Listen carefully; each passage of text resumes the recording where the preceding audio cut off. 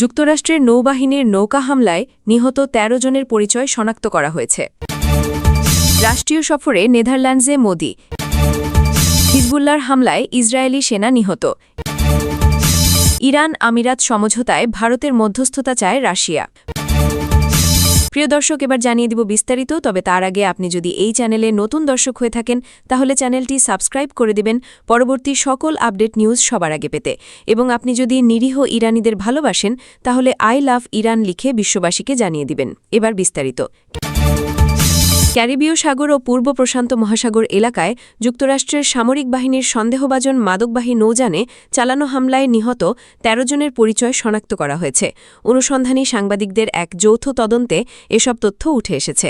এই অভিযানে এখন পর্যন্ত প্রায় ২০০ জন নিহত হওয়ার খবর পাওয়া গেছে। খবর গার্ডিয়ানের। Latin American Center for Investigative Journalism বা ক্লিপের নেতৃত্বে ২০ জন সাংবাদিকের যৌথ ৫ মাসের অনুসন্ধানে দেখা গেছে নিহতদের সবাই ল্যাটিন আমেরিকা ও ক্যারিবীয় অঞ্চলের অত্যন্ত দরিদ্র সম্প্রদায়ের মানুষ। অনেকের বিরুদ্ধে মাদক পাচারের সঙ্গে সম্পৃক্ততার কোনো স্পষ্ট প্রমাণও পাওয়া যায়নি। তদন্তে বলা হয়েছে যুক্তরাষ্ট্র এখন পর্যন্ত ১৯৪ জনের কারও পরিচয় হামলার আগে নিশ্চিত করেছে কিনা তা স্পষ্ট নয়। এ পর্যন্ত মাত্র ৩ জনের নাম প্রকাশ পেয়েছিল, যাদের পরিবার হোয়াইট হাউসের বিরুদ্ধে আইনি পদক্ষেপ নিয়েছিল। প্রতিবেদনে বলা হয়, সাবেক মার্কিন প্রেসিডেন্ট ডোনাল্ড ট্রাম্প প্রশাসন এসব হামলাকে নার্কো টেররিস্টদের বিরুদ্ধে অভিযান হিসেবে দাবি করে আসছে। তাদের বক্তব্য অনুযায়ী এসব ব্যক্তি যুক্তরাষ্ট্রে মাদক পাচারে জড়িত ছিলেন।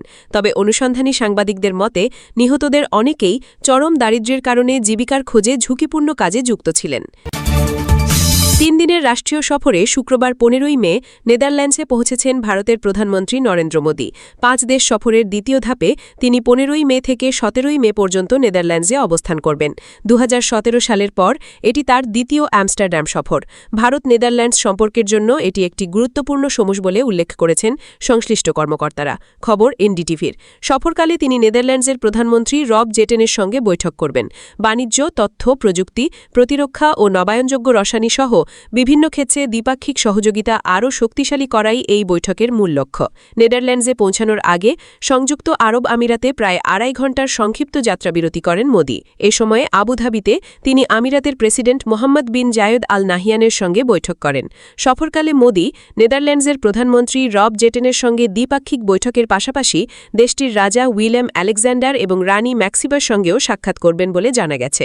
এছাড়া তিনি নেদারল্যান্ডসে বসবাসরত ভারতীয় কমিউনিটির উদ্দেশ্যে বক্তব্য রাখবেন এবং দেশটির শীর্ষ ব্যবসায়ী নেতাদের সঙ্গেও মতবিনিময় করবেন বলে জানা গেছে।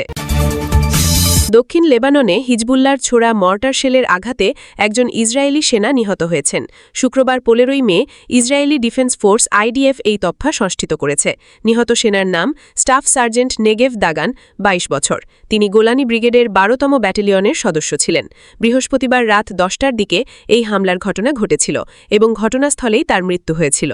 গত ২ মার্চ থেকে শুরু হওয়া এই রাষ্ট্রীয় যুদ্ধে হিজবুল্লাহর হামলায় এখন পর্যন্ত ১৯ জন ইসরায়েলি সেনা নিহত হয়েছেন। এর মধ্যে গত ১৬ই এপ্রিল মার্কিন প্রেসিডেন্ট ডোনাল্ড ট্রাম্পের ঘোষিত যুদ্ধবিরতির পর প্রাণ হারিয়েছেন ৬ জন।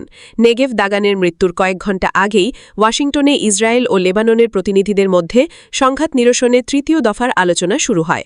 তবে কূটনৈতিক তৎপরতা চললেও সীমান্তে রক্তক্ষয়ী সংঘর্ষ থামার কোনো লক্ষণ দেখা যাচ্ছে না। শান্তি আলোচনার প্রেক্ষাপটে ওয়াশিংটনে অত্যন্ত উচ্চ পর্যায়ের বৈঠক অনুষ্ঠিত হচ্ছে।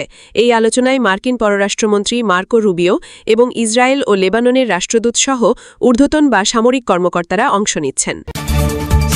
পশ্চিম এশিয়ায় চলমান অস্থিরতা নিরসনে ভারতকে অন্যতম প্রধান মধ্যস্থিতাকারী হিসেবে দেখতে চায় রাশিয়া।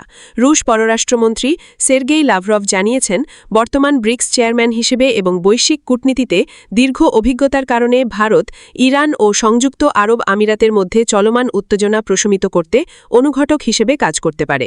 নয়াদিল্লিতে ব্রিক্স পররাষ্ট্রমন্ত্রীদের সম্মেলনে যোগ দিয়ে লাভরভ বলেন, দীর্ঘমেয়াদী আঞ্চলিক স্থিতিশীলতা নিশ্চিত করতে ভারতের কূটনৈতিক দক্ষতা অত্যন্ত কার্যকরী হতে পারে। তার মতে বর্তমানে মার্কিন যুক্তরাষ্ট্র ও ইরানের মধ্যে জরুরি সমস্যাগুলো সমাধানে পাকিস্তান সহায়তা করলেও ইরান ও তার প্রতিবেশী আরব মিত্রদের মধ্যে সম্পর্ক পুনরুদ্ধারে ভারতই সবচেয়ে উপযুক্ত পক্ষ।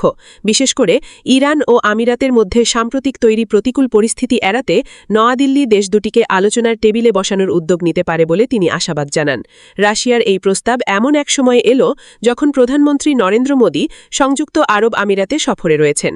লাভরভ উল্লেখ করেন, ভারত বিশ্বের অন্যতম বড় জ্বালানি আমদানিকারক দেশ এবং মধ্যপ্রাচ্যের স্থিতিশীলতার সঙ্গে ভারতের সরাসরি স্বার্থ জড়িত।